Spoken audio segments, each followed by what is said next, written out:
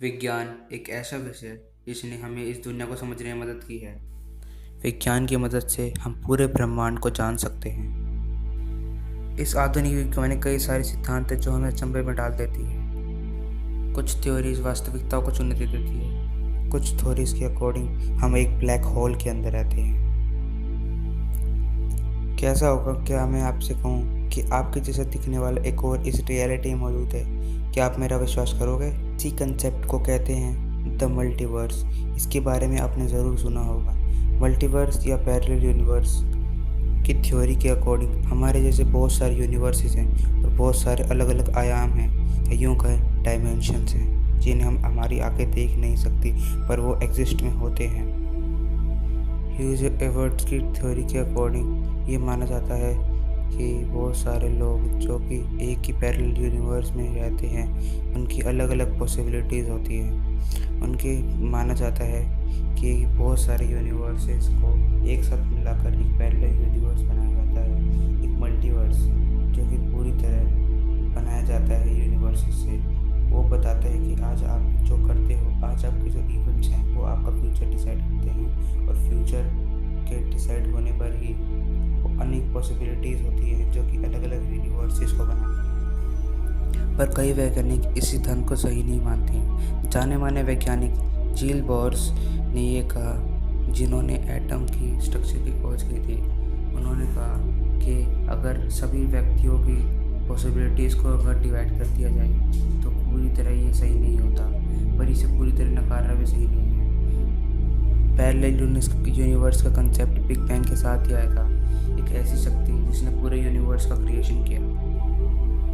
इस समय हमारी विजिबिलिटी एक सीमित दायरे तक ही है, जहाँ तक हमारे पास लाइट तक पहुँची है, पर इसका मतलब ये नहीं है कि उसके आगे ब्रह्मांड नहीं है। पर उसके आगे ब्रह्मांड हो सकता है, पर क्या पता उसकी और हमारी फिज़िक्स यानी जो भी थ्योरीज वगैरह हैं सब की सब अलग हो, या हो सकता है सेम भी हो। वैज्ञानिक कहते हैं कि मल्टीवर्स में यूनिवर्स एक दूसरे के पास पास रहते हैं। हमारी पूरी गैलेक्सी या कहीं पूरा यूनिवर्स एक सुपर यूनिवर्स के अंदर रहता है, जिसके अंदर पूरे बहुत सारे मल्टीवर्सेस होते हैं। और क्या पता कि उस सुपर यूनिवर्सेस के भी बहुत सारे पहलू हों। कुछ वैज्ञानिक कहते हैं कि हमारा ब्रह्मांड अनंत तक फैला हुआ है। उनका मानना है कि हमारे सौर मंडल का एक और विपत्ति रूप है, यानी हमारे जैसा एक और सौर मंडल। पैरेलल यूनिवर्स पूरी तरह सिद्धांत को फॉलो करता है। क्या पता आप इस सिनेमा में क्रिकेटर हो और किसी दूसरे यूनिवर्स में आप एक सिंगर हो, पर क्या पता किसी और यूनिवर्स में आप एक डॉक्टर हो। कुछ नहीं कह सकते। ये सभी आपके इवेंट्स और आपकी पॉसिबिलिटीज़ को दिखाते हैं। हमारा पूरा यूनिवर्स वो इतना अनंत तक फैला हुआ है और इसमें हम कर सकते हैं सिर्फ मैथ्स कैलकुलेशन के दम पर ही हम पूरे यूनिवर्सेस को प्रिडिक्ट कर सकते हैं कि आगे फ्यूचर में क्या होगा और पैरेलल यूनिवर्स में क्या क्या होता है। बिग बैंग के तुरंत बाद एक बहुत ज़्यादा हाई फ्लेम निकली थी जिसने पूरे यूनिवर्स को बनाया और धीरे धीरे वो ठंडी होने लगी और उससे बने गैलेक्सीज और पूरा यूनिवर्स क्रिएट हुआ। पर ये बात करें इसकी, ये आप पिक्चर जो देख रहे हो ये पूरे यूनिवर्स की एक ब्लूप्रिंट मान सकते हैं। दरअसल इसे कॉस्मिक बैकग्राउंड इन्फ्लेशन भी कहते हैं। इस मल्टीवर्स की थ्योरी को प्रूव करने के लिए हमें एक बहुत बड़ा प्रूफ मिला है, वैज्ञानिकों को भी अचंभित कर दिया है। अभी आप ये इस फोटो में ये वाला हिस्सा देख रहे हो जो सर्कल हुआ है, ये पूरे यूनिवर्स का सबसे ठंडा एरिया है। माना जाता है कि किसी दूसरे यूनिवर्स के बहुत बड़े एक्सप्लोजन की वजह से यानी टकराव की वजह से ये पूरा एरिया खाली हो गया है। और ये भी कहा जाता है कि इस वॉइड के अंदर से जितनी भी गैलेक्सीज और बाकी गैलेक्सीज थी पूरी किसी दूसरे यूनिवर्स में चली गई है।